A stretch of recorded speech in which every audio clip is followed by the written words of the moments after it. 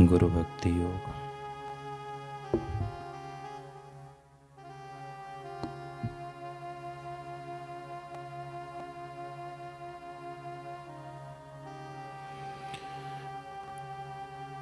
गुरु की सेवा, गुरु की आज्ञा का पालन, गुरु की पूजा और गुरु का ध्यान, ये चीज़ें बहुत महत्वपूर्ण है। शिष्य के लिए आचरण करने योग्य उत्तम चीज़ें। बुद्धि को तेजस्वी रखने के लिए स्वाध्याय की आवश्यकता है, जिससे बुद्धि उल्टे मार्ग में ना जाए या उसका दुरुपयोग ना हो। उससे भी अधिक महत्वपूर्ण चीज़ है महात्माओं का सत्संग, अर्थात हमें गुरु करना चाहिए, जिससे हमें निरंतर मार्गदर्शन प्राप्त होता रहे।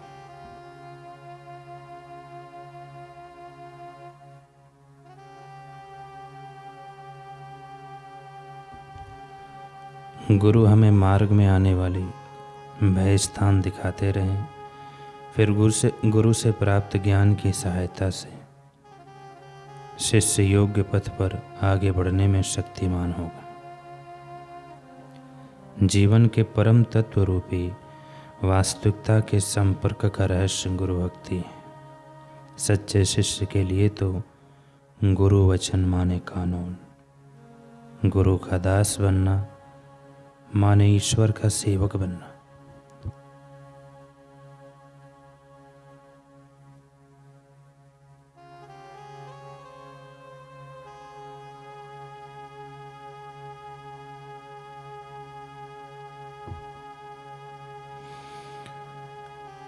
एक सेठ मृत्यु शैया पर पड़े थे, कुछ बोल नहीं पा रहे थे। कागज पर कांपते हाथों से लिखा अपनी अंतिम इच्छा कि अपनी दुकान, छाया में जाना और छाया में आना। दूसरा, हमेशा स्वादिष्ट भोजन करना। और तीसरा, कर्ज देकर पैसा वापस मांगना नहीं।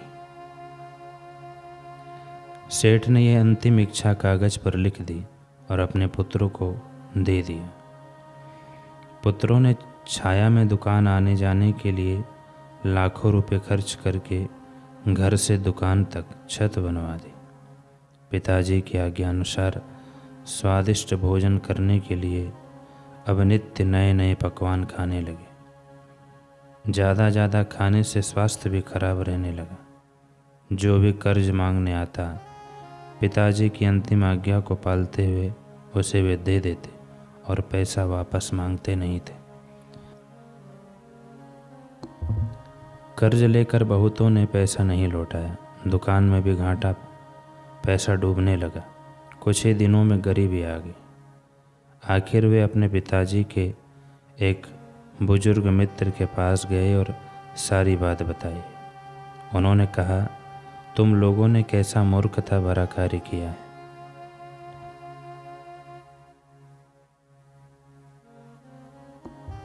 तुम्हारी इस दुर्दशा के लिए तुम्हारे पिताजी जिम्मेदार नहीं हैं। तुम उनकी आज्ञा को ठीक से समझ नहीं पाए।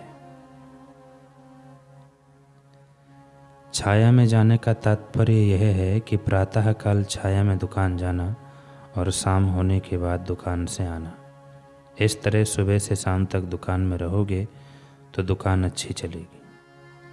स्वादिष्ट भोजन करने का तात्पर्य है कि जब अच्छी तरह भूख लगे तब रूखा सूखा जो भी खाओगे वह मेवा मिष्ठान की तरह स्वादिष्ट लगेगा। कर्ज देकर पैसा वापस ना मांगने का अर्थ है ऐसे लोगों को ही कर्ज देना जो बिना मांगे लौटा दे।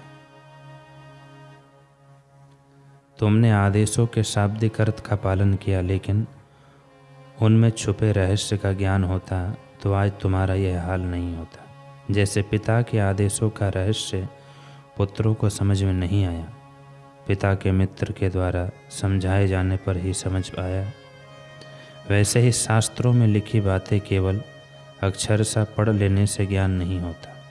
शास्त्रों का अर्थ का गूढ़ रहस्य तो ब्रह्मज्ञानी संत महापुरुषों की शरण में जाकर उनके उपदेशों को आदरपूर्वक सुनने, चिंतन मनन करने से प्रकट होता है। राजस्थान के एक संत हो गए जाम्बोजी। अपने कार्यों और वाणी द्वारा उन्होंने कुसंस्कारों पर प्रहार किया और सच्चाई, सादगी, कर्मठता तथा श्रमशीलता की प्रेरणा देते हुए लोक मांगल्य और आत्मकल्याण का भाव दृढ़ किया। वे सगुण और निर्गुण भक्ति के प्रस्थापक हैं। जाम्बोजी का जन्म नागौर जिले के पीपासर गांव में हुआ था। बचपन में वे बोलते नहीं थे, इससे उनके माता पिता बड़े व्यथित थे। जाम्बोजी ने जब पहली बार वाणी उच्चारित की तो कहा कि हे लोगों, गुरु को पहचानो। मैं अपने मुख से गुरु के स्वरूप का वर्णन करता हूँ, सुनो।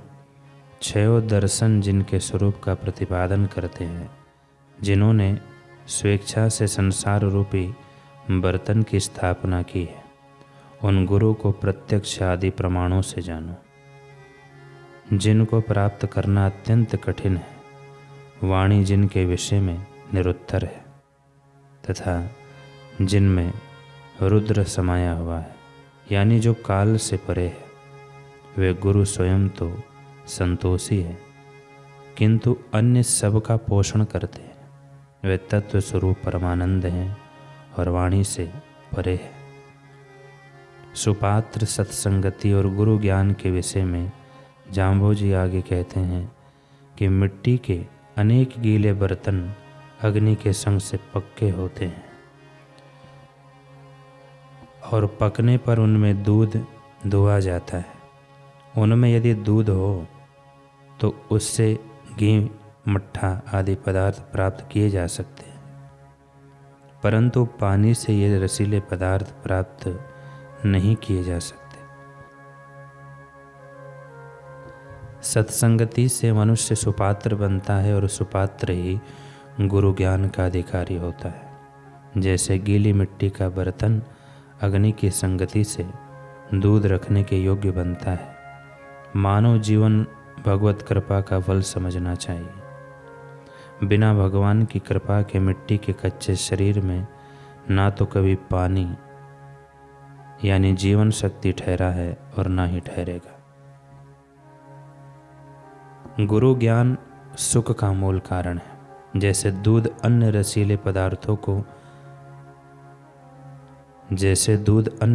पदार्थों का पानी भी सुपात्र में रखा जाता है, किंतु उससे घी, दही आदि नहीं मिल सकते। अतः सुपात्र में दूध रूपी गुरु ज्ञान आवश्यक है। हे साधु, मोह अर्थात अज्ञान को नष्ट करने वाले गुरु की सेवा कर, उन्हीं का ध्यान कर। लोहे पर चढ़ा हुआ जंग चाहे कैसा भी हो, खुरसानी पत्थर के संयोग से नष्ट हो जाता है। उसी प्रकार गुरु का ध्यान अथवा संगति मोह को नष्ट करने वाली है। हे भाई, तेरी देह पानी से भरी हुई मशक के समान है। तेरे मन का कांटा सद्गुरु ही दूर कर सकते हैं। ऐसे सद्गुरु हैं, उनको सहज रूप से पहचानो।